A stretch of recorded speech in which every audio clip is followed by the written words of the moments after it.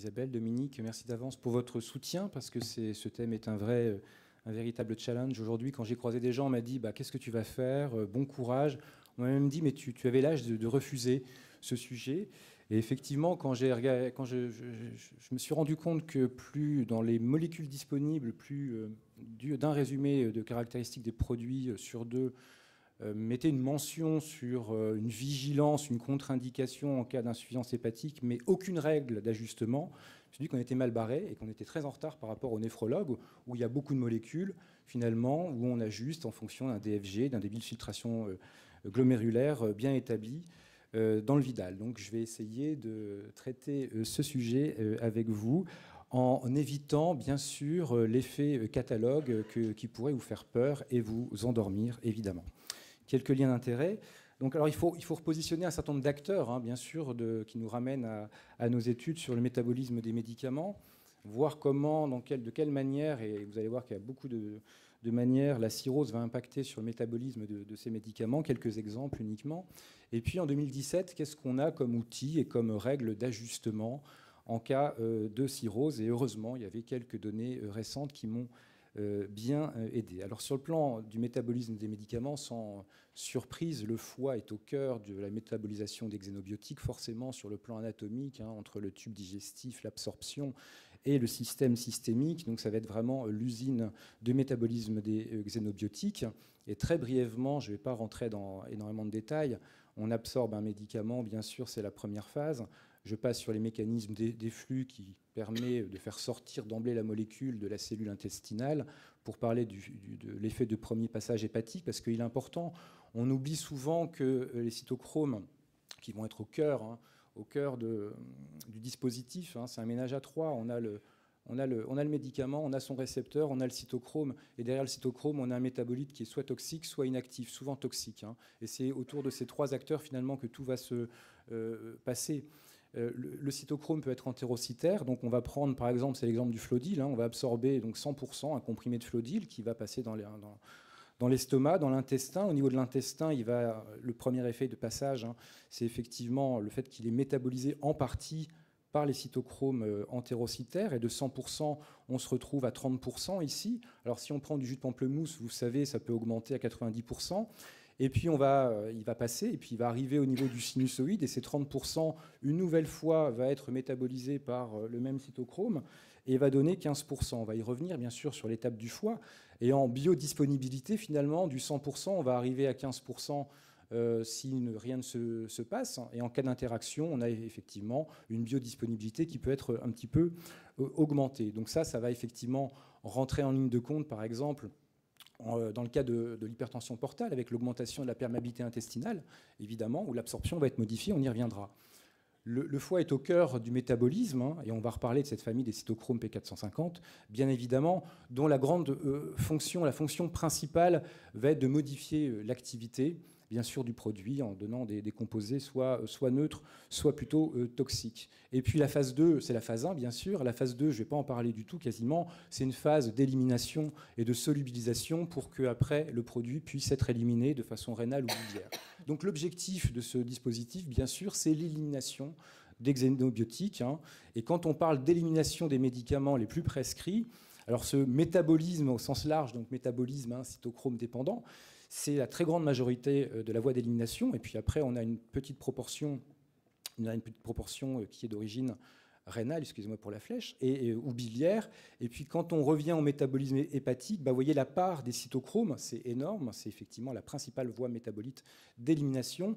Et au sein des cytochromes, c'est surtout cette famille, alors il y a plus de 50 familles, plus de 50 éléments, plusieurs dizaines sont impliqués dans le métabolisme des médicaments. C'est effectivement le CYP3A4 qui est très actif, on va dire, mais c'est aussi celui qui est le plus soumis à un polymorphisme fonctionnel et génétique et sous l'influence de facteurs environnementaux. Donc ça, c'est la situation basale. On est déjà dans un monde assez complexe où on a un polymorphisme génétique, je vous le démontrais, et une influence de plein d'éléments. Donc très brièvement, on a donc toujours ce couple, métabolisme, cytochrome, le récepteur du produit. Dans un monde sauvage, on va dire, s'il n'y a pas de polymorphisme, voilà un exemple d'air sous la courbe d'élimination, de dégradation qui est ici à 100.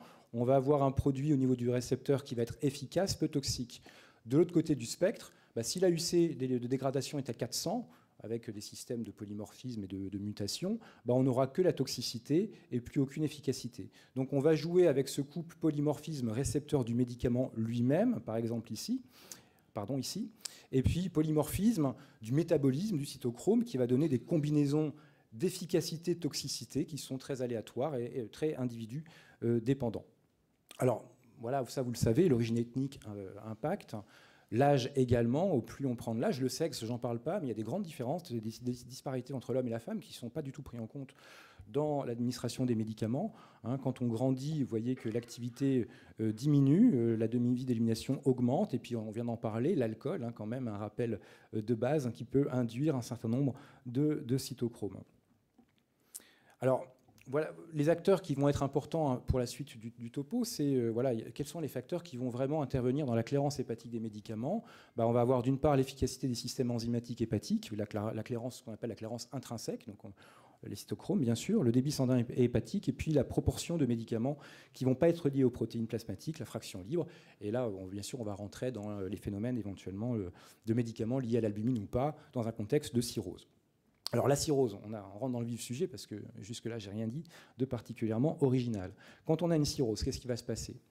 D'une part, on va avoir une diminution du volume hépatocytaire. Donc on a un nombre d'hépatocytes qui va se réduire et donc on va avoir une diminution du potentiel enzymatique et de la synthèse protéique, notamment de l'albumine.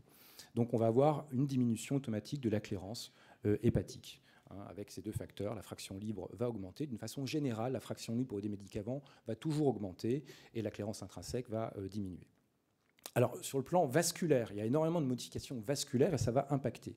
Là, au niveau B, c'est la vascularisation normale, essentiellement dépendant de la veine porte, l'artère hépatique.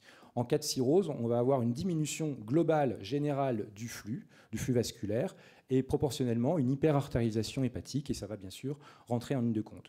Sur ces phénomènes vasculaires, il y a aussi un élément capital. Le sinusoïde normal, il est fenestré. Ici, c'est la microscopie électronique. Et on a cette modification liée à la fibrogénèse, où en fait, on va avoir la perte de la fenestration des sinusoïdes. Donc les échanges, forcément, entre le sinusoïde et les hépatocytes vont se modifier. Et il va y avoir un certain nombre de perturbations des échanges intra-hépatiques. Sur le plan vasculaire, je ne peux pas tout aborder, bien sûr. On a les dérivations portosystémiques qui vont complexifier, qui vont effectivement faire passer directement les médicaments dans le système cave. Donc on a une combinaison de dérivations portosystémiques, on a des anomalies de la microcirculation sinusoïdale. D'une façon générale, le débit hépatique est diminué. On a une diminution du débit sanguin hépatique fonctionnel. Et encore une fois, ça va impacter en diminuant la clairance hépatique. Et puis, je ne peux pas tout dire, mais il y a d'autres acteurs, bien sûr. Élimination des médicaments, la cholestase, l'insuffisance rénale chronique va augmenter la demi-vie d'élimination des médicaments. Ça va impacter. La rétention hydrosodée, acide plus ou moins œdème, va augmenter le volume de distribution. Donc on a effectivement à tous les niveaux, finalement, un impact de la cirrhose sur les principales voies de métabolisme des médicaments. Alors, je passe sur l'effet de premier passage, on en a parlé, effectivement. Des médicaments à des posologies normales peuvent avoir rapidement des effets toxiques. Et sur le plan du volume de distribution, on a une augmentation de la volémie sanguine. Un troisième secteur, l'hypoalbuminémie. Alors, ce n'est pas très clair, effectivement. On ne sait pas bien si les médicaments liés à l'albumine vont être plus ou moins toxiques. C'est très médicaments différents. Dépendant, mais d'une façon générale, on va avoir une augmentation de la fraction libre des médicaments. Donc voilà un petit peu ce qui est synthétisé sur l'évolution des paramètres pharmacocinétiques au cours de la cirrhose, de façon synthétique. Alors quelques exemples, il y a vraiment quelques exemples pour illustrer tout ça. Alors l'exemple du diclofénac et de la cirrhose, par exemple, on va mesurer des aires sous la courbe de diclofénac en fonction ici du temps. Les patients cirrhotiques sont en petit triangle. On va avoir une C maximale, une Cmax qui va être augmentée, une R sous la courbe qui va être 3 fois supérieure au patient contrôle. Et donc la cirrhose va bien sûr entraîner une diminution de la métabolisation et une augmentation potentielle de la toxicité. Alors ce qui a été évoqué juste avant, ça tombe bien, médicaments encéphalopathie hépatique, d'une façon générale, tous les psychotropes vont avoir leur demi-vie qui va être soit augmentée, la clairance va être diminuée, d'où les effets effectivement particulièrement néfastes chez nos patients. Et puis d'autres exemples, des curares par exemple, qui sont utilisés en anesthésie générale et en réanimation. Quand on va étudier les modalités d'élimination par rapport à des populations contrôle, on remarque assez facilement, c'est une échelle logarithmique, que forcément le patient cirrhotique va mettre beaucoup plus de temps à épurer, à éliminer sa drogue curarisante, avec effectivement les conséquences potentielles. Mais comment on fait en pratique? J'y arriverai un peu plus loin. Alors ce papier, je vous invite c'est un des papiers les plus intéressants que j'ai trouvé sur effectivement modification d'élimination de médicaments et gravité de la cirrhose, c'est l'hypnovel. Alors, ils ont d'abord, donc ils ont regardé, effectivement, ils ont fait des cinétiques en fonction du child et en fonction du MELD. Bon, la critique principale, c'est qu'ils ne sont pas allés très très haut en MELD. Vous voyez, on n'a pas de MELD de 25, c'est plus de 15, mais ils ont pas été très très loin. On a des child, alors ABC, des patients contrôle. D'une façon générale, la fraction non liée, donc la fraction libre du médicament, va être éliminée en fonction du temps. Alors, d'une façon assez comparable, quand on est child A et contrôle versus B et C, mais il y a un retard quand on est dans le child. On retrouve à peu près ce même phénomène, mais c'est un peu moins clair avec le MELD. Les MELD inférieurs à 10 sont toujours quand même un peu plus lents que les patients contrôle. Alors la fraction totale, c'est à peu près la même chose. Ce qui est assez intéressant, c'est de voir aussi les modifications d'élimination en fonction du child, ici en abscisse, du MELD en ordonnée, sur les fractions donc non liées, ici en haut, et la fraction totale. Et on voit la modification, le retard d'élimination des médicaments en fonction de la gravité, avec une augmentation de la fraction libre, encore une fois, et une augmentation de la demi-vie de ce produit. Ici, c'est toujours la fraction non liée et la fraction libre de l'hypnovel en fonction du score de child et du score de MELD. Donc on va avoir effectivement ce genre de conséquences. Alors, qu'est-ce qu'on peut faire? Une fois que j'ai dit ça, j'ai rien dit finalement sur le sujet. Notre quotidien, c'est de jouer sur cette balance bénéfice-risque au quotidien lorsque l'on prescrit un produit. Bien sûr, on veut être tous ici, mais dans la cirrhose, vous comprenez facilement qu'on est très rapidement ici si on ne fait rien. Alors, un constat qui est triste, c'est qu'aucun paramètre biologique ou clinique qui évalue le degré d'insuffisance pathocellulaire n'est exactement corrélé à la clairance hépatique des médicaments. Donc, ce n'est pas un test simple qui va nous permettre de sortir. Et vous avez vu que c'était un monde complexe qui est indépendamment de la cirrhose, c'est déjà une multivariée. Et on n'a pas de règle générale, j'ai pas de règle générale à vous proposer pour adapter la posologie d'un médicament en cas d'insuffisance hépatique. Et voilà, c'est cas particulier par cas particulier. Alors on a quelques généralités, bien sûr. On a des posologies qu'on connaît comme devant être adaptées chez les patients cirrhotiques, quelle que soit la sévérité de la cirrhose. Je ne détaille pas vraiment. Bon, là, le paracétamol, on le sait bien, voilà, avec les histoires habituelles de toxicité. Mais je ne vais pas rentrer en détail, ce n'était pas l'objet de mon topo du tout. Et puis on a des médicaments qui sont clairement contre-indiqués dans les stades décompensés, en tout cas à manier avec beaucoup de précautions, les aminosides, les AINS. Ce qu'on peut dire de l'adaptation classique, c'est peut-être un peu ça, mais c'est faux bien sûr. Quand on avait une cirrhose compensée, vous avez vu avec l'hypnovel, bon voilà, pas de grosses contre-indications, pas d'ajustement, sauf quand même des situations. Une classe intermédiaire, balance bénéfice-risque, et puis d'après des médicaments vitaux. Médicaments vitaux, j'entends bien sûr qu'un cirrhotique décompensé, l'avlocardie, les diurétiques, etc., tout ce qui a un sens dans la prise en charge et pour éviter les complications, sont considérés comme des médicaments vitaux. Donc ça, c'est à jeter à la poubelle parce qu'il y a mieux. Il y a mieux parce que maintenant, on a progressé. On a progressé dans l'étude des caractéristiques de l'impact de la cirrhose sur l'activité des cytochromes. Et donc, si on a un patient non cirrhotique ici, on a l'impact fonctionnel potentiellement en cas de plusieurs médicaments, en cas de cirrhose modérée et de cirrhose sévère, et on arrive à déterminer ce qu'on appelle la fraction d'activité d'un cytochrome. Ici, c'est le 2D6 par exemple, une fraction d'activité. Et donc on arrive, il y a heureusement, et c'est l'équipe lyonnaise de Michel Todd qui a énormément développé ces outils pour tenter de modéliser, en cas de cirrhose, l'adaptation et les modifications du métabolisme des médicaments. Alors voilà ce que ça peut donner, par exemple. Donc voilà, on va travailler cytochrome par cytochrome, et puis en fonction du score de Child, on a un rapport qui est un sujet 5 qui a un niveau 1, c'est le comparatif 1. Voilà, pour ce cytochrome ici, le 3 à 4, la fraction d'activité. Quand on a un Child A, vous voyez déjà ça baisse, 0,59. Quand on est B, 0,39, 0,25. Et puis voilà, on a ce genre d'éléments qui sont actuellement disponibles d'une façon générale et moyenne de baisse d'activité des cytochromes en fonction du stade de gravité de la cirrhose. Donc c'est très intéressant. Vous voyez que ça va quand même de facteurs assez importants, notamment pour le Child-C. Il se passe vraiment des vrais phénomènes sur le plan de l'atteinte des cytochromes. Alors, je vous passe. Donc, il y a eu un modèle. Il y a maintenant des modélisations qui sont possibles avec tous les éléments qu'on a un petit peu introduits de clairance, d'absorption, etc. Mais ce n'est pas l'objet du topo. Mais ça aboutit surtout à un outil unique, moderne, très intéressant, à partir de médicaments qui ont été sélectionnés. Ça va grandir progressivement, des rapports d'AUC. Ils ont fait des corrélations, toujours l'équipe de Michel Todd ont fait des corrélations entre des AUC qui étaient attendues, prédites et observées. Et j'en arrive au cœur du sujet, dans les 2 minutes 30 qui me restent. C'est cet outil, DDI Predictor, donc qui a été développé en début d'année, j'ai eu de la chance. DDI Predictor, donc Drug-Drug Interaction Predictor, qui comporte un module Cirrhose.